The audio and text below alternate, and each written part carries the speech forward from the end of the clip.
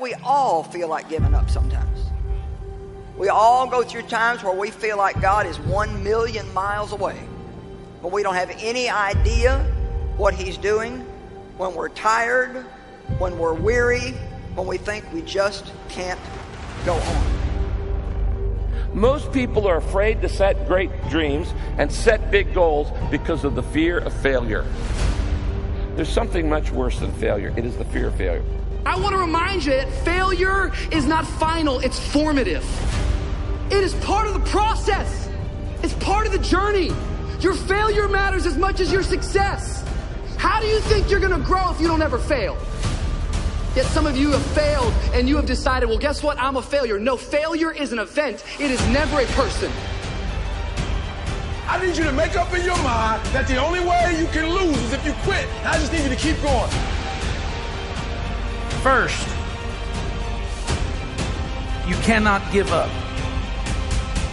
When you enter into your long season, you've got to give it all you've got. When people go into a season of struggle, the first thing that they want to do is take a sabbatical. But whenever trouble comes, the only way that you can get through trouble is work your way through it.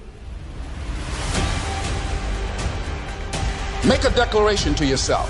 Declare all-out war that you're going to get out of this rut. I suggest to you that if you are facing a challenge, don't stop. Stay busy. Work your plan. Don't confuse movement with progress. In order to achieve your goals, you must apply discipline, which you have already done, and consistency every day. You have to work at it every day. You have to plan every day. You've heard the saying, we don't plan to fail, we fail to plan. Hard work works. Working really hard is what successful people do.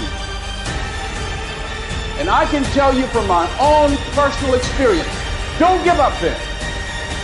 Develop your own compass and trust it. Take risks, dare to fail.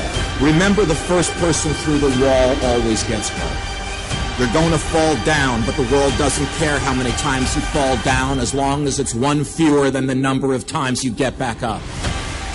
If you want to grow up, you want to be mature, there is no way to do it without pain. You can't grow up on easy street. And the very thing that discourages you is the very thing that develops you.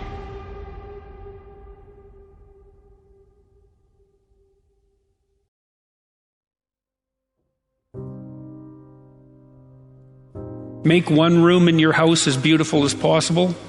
That's what I'm writing about now.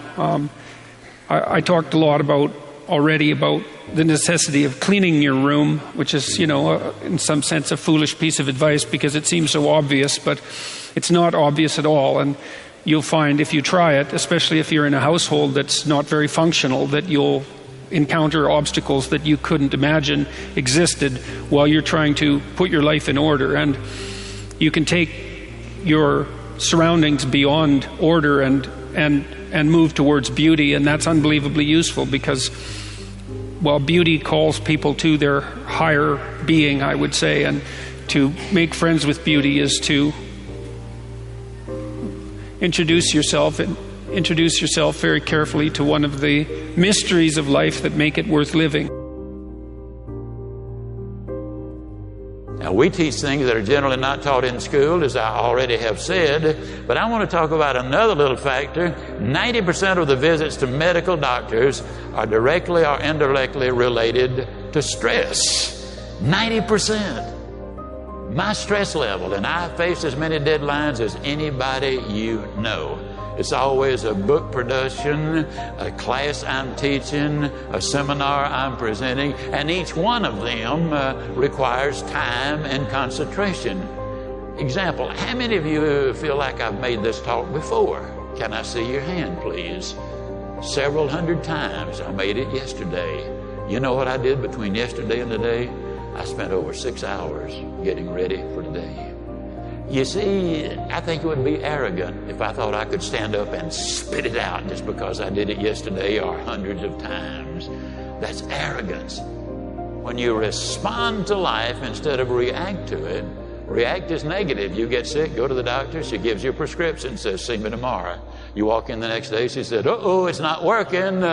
We have to change their prescription. You get a little nervous. But if she smiled and said, hey, it's working. And so she's just responded, and you feel better because now you see some real hope in order to get ahead in life.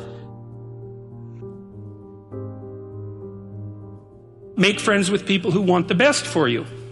And that's a meditation on my own childhood and adolescence to some degree. I had friends who wanted the best for me and friends who didn't. And, they were friends who, some of them were aiming up and some of them were aiming down. And if you have a friend that's aiming down and you do something that's aiming up, then they're generally not that happy about it. They try to top your accomplishment with one of their own, hypothetical or real, or put down what you're doing, or offer you a cigarette if you're trying to quit and you've kind of done that successfully, or a drink if you've been drinking too much and are trying to stop being an alcoholic, or they're cynical and bitter and devoted towards no good. And sometimes that's family members too, and sometimes it's even part of you, But this chapter is an injunction to people, is like you have an ethical responsibility to take care of yourself, you have an ethical responsibility to surround yourself with people who have the courage and faith and wisdom to wish you well when you've done something good, and to stop you when you're doing something destructive. And if your friends aren't like that, then they're not your friends. And maintaining your friendships with them might not even be in their interest. And so it's a tricky argument to make, because I'm not saying, whenever anyone's in trouble, you should, push them into a ditch and then give them a couple of kicks. That's not the idea. The idea is that, but I had a couple of rules I didn't write about. One was be careful about whom you share good news with, and another was be careful about whom you share bad news with. And those rules ring in people's minds quite quickly. A friend is someone you can share good news with, You go to them and you say, hey, look, this good thing happened to me. And they say, look, I'm so happy that happened to you. Like, way to be. And they don't think, God damn it, why didn't that happen to me? And you didn't deserve it. Here's a bunch of reasons you're stupid and why it won't work. It's like, that's not helpful. And so I would say, if people are, the other thing people are doing, if they're trying to drag you down, let's say, is they're trying to see if you'll put up with it. Because they have this idea that maybe life isn't worth living and things aren't good, and that if they can besmirch, let's say, to use an archaic term, something that's pristine and good, then they demonstrate to themselves that there is no true ideal and that there's no necessary reason to be responsible and to strive forward. And so they use you as a test case. I'll just push you down into the low lobster bin and see how you respond. And if you put up with it, then yeah, my cynicism is fully justified. If you take people and you expose them voluntarily to things that they are avoiding and are afraid of, that they know they need to overcome in order to meet their goals, their self-defined goals. If you can teach people to stand up in the face of the things they're afraid of, they get stronger. And you don't know what the upper limits to that are, because you might ask yourself, if for 10 years, if you didn't avoid doing what you knew you needed to do, by your own definitions, right, within the value structure that you've created, to the degree that you've done that, what would you be like?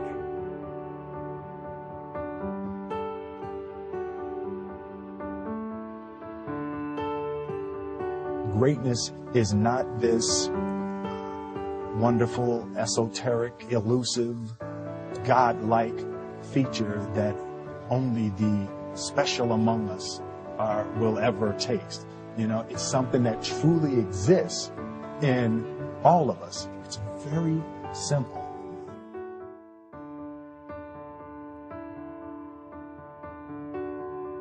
I told myself that this might be your current circumstances, but this will not be how the story ends. All you have to do, E.T., is to survive today.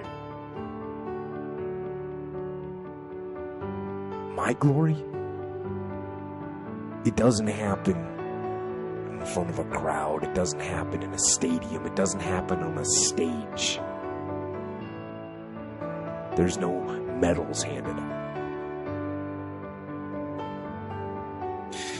My glory happens in the darkness of the early morning, in solitude, alone, where I try. And I try, and I try again to be everything that I possibly can be. The best that I possibly can be. Better than I was yesterday.